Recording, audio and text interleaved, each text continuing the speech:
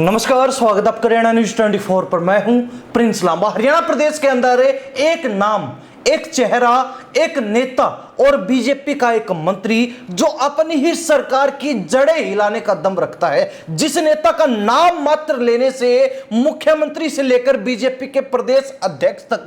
बौखला उठते हैं। अब उसी नाम को लेकर, उसी नेता को लेकर और उसी बीजेपी मंत्री को लेकर हरियाणा प्रदेश के सियासी गलियारों में खलबली मची हुई है। हालांकि जब उस मंत्री को लेकर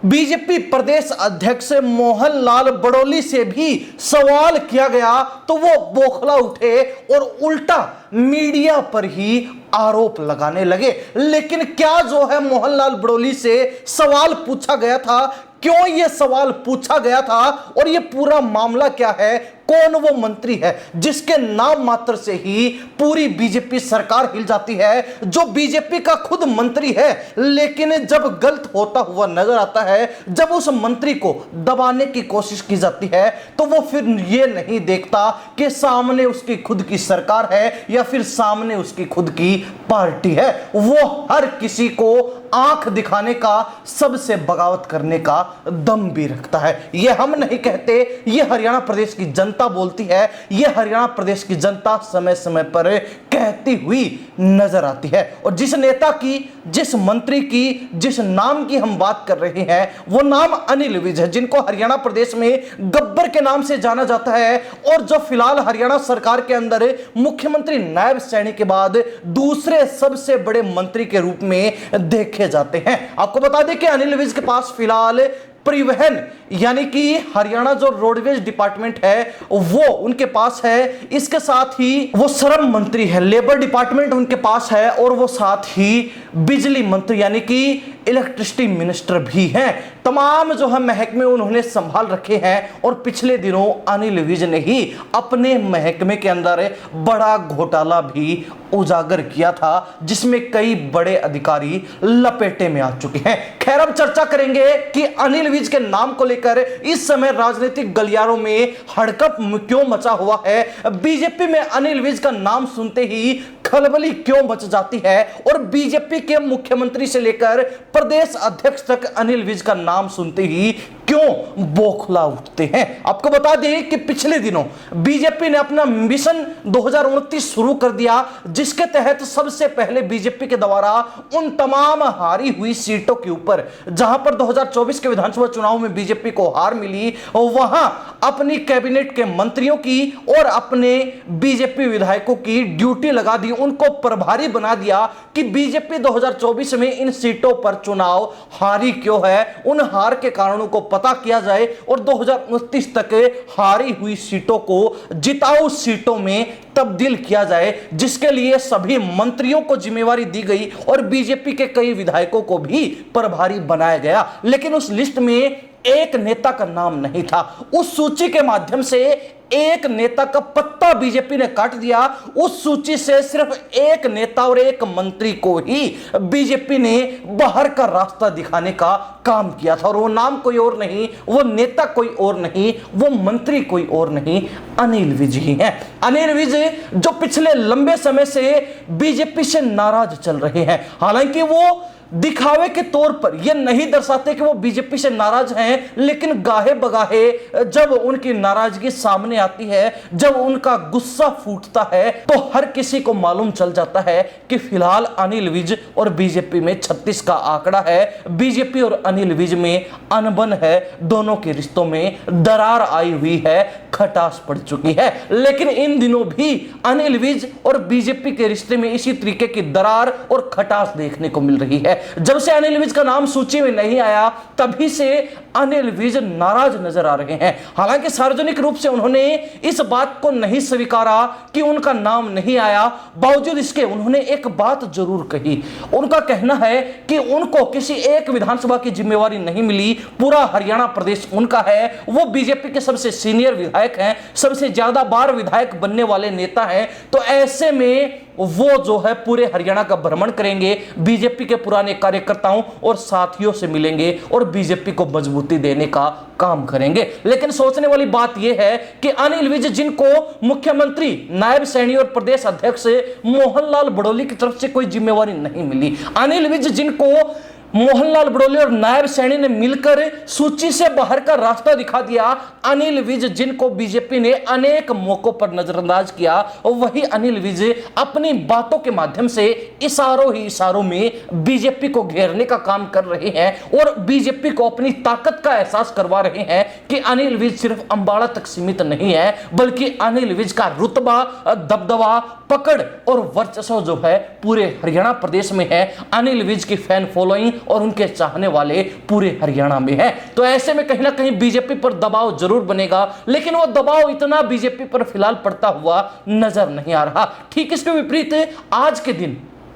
बीजेपी के प्रदेश अध्यक्ष मोहनलाल बड़ौली से एक मीडिया कर्मी ने सवाल पूछा कि अनिल विज को क्यों जो है नजरअंदाज किया जा रहा है, तो उस पर मोहनलाल बड़ौली भड़क उठे। भड़कना भी लाजिमी था क्योंकि उन्होंने अनिल विज को कोई जिम्मेवारी नहीं दी और जब वो उनसे सवाल पूछा गया तो उनके पास उस सवाल का कोई जवाब नहीं था, इसलिए वो भड़क उठे। और उनका कहना है कि मीडिया कर्मी इन तमाम चीजों को बढ़ा चढ़ाकर दिखा रहे हैं, लेकिन खुद बीजेपी की लिस्ट ये बात कह रही है, चीख चीख कर ये बात बोल रही है कि अनिल विज एकमात्र हरियाणा कैबिनेट के ऐसे मंत्री हैं जिनको किसी भी हारी हुई विधानसभा में प्रभारी नहीं लगाया गया। उनके अलावा हर कैबिनेट मिनिस्टर को, हर कैबिनेट मंत्री को हारी हुई विधानसभा सीटों पर प्रभारी लगाया गया है। तो ऐसे में क्या मीडिया बातें बना रही है या फिर वास्तव में बीजेपी अनिल विज का पत्ता काटकर और उनको घर बिठाने की पूरी स्क्रिप्ट लिख रही है, यह बात सबके सामने है और हर हरियाणा वासी इस बात को भली भांति जानता है, समझता है। खैर, दूसरी तरफ अब देखा जाए, अनिल विज जो किसी समय से लगातार सीएम बनने के दावेदार रहे हैं, सीएम बनने के न केवल दावेदार बल्कि प्रबल दावेदार रहे हैं। जब 2014 के अंदर बीजेपी ने पहली बार पूर्ण बहुमत हासिल किया तो अनिल विज का नाम सबसे टॉप पर था कि उनको मुख्यमंत्री बनाया जाएगा, लेकिन ऐन मौके पर मनोहर लाल खट्टर जो कि नए चेहरे थे, राजनीतिक तौर पर भी उनको नया नया लॉन्च किया गया था, तो उनको मुख्यमंत्री बना दिया जाता है। इसके बाद जब 2019 में चुनाव हुए और बीजेपी अल्पमत में रह गई और जेजेपी के साथ गठबंधन करके सत्ता में आई, तो उस समय भी अनिल विज मुख्यमंत्री बनने की लाइन में थे, दौड़ में थे, लेकिन दोबारा से मनोहर लाल खट्टर को ही वो कमान सौंपी गई। इसके बाद जब 2024 से ठीक पहले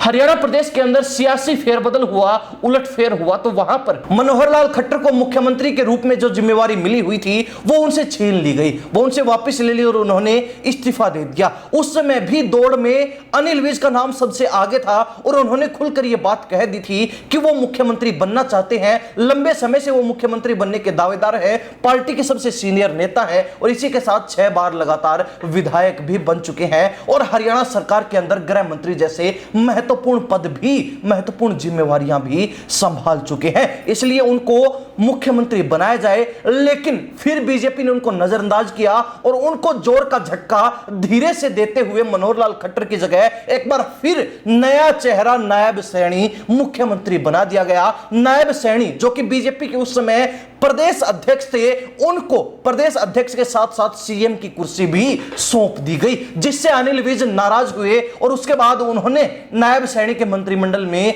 शामिल होने से भी इनकार कर दिया। हालांकि 2024 के विधानसभा चुनाव के बाद अनिल विज जो अपनी सीट बड़ी मुश्किल से, बड़ी मशक्कत के बाद बचा पाए थे, उन्होंने मंत्री बनने का जो प्रस्ताव था वो एक्सेप्ट कर लिया, मान लिया और नायब सैनी के दूसरे कैबिनेट में वो मंत्री बन बैठे। लेकिन उनकी जो नाराजगी है वो अब भी दूर नहीं हुई है और जिस तरीके से मोहनलाल बड़ौली की बात हो जो बीजेपी प्रदेश अध्यक्ष हैं, चाहे नायब सैनी मुख्यमंत्री की बात हो, चाहे मनोहर लाल खट्टर पूर्व मुख्यमंत्री की बात हो, इस तिगड़ी के सामने अनिल विज अक्सर फीके पड़ जाते हैं। अनिल विज की राजनीति और राजनीतिक दांवपेच फेल हो जाते हैं, जिसके चलते अनिल विज को हर बार झटका सहना पड़ता है और इस बार भी अनिल विज को वही झटका एक बार फिर देने का काम इसी तिगड़ी के द्वारा कर दिया गया। और अब जो है अनिल विज का नाम जब भी सामने आता है या फिर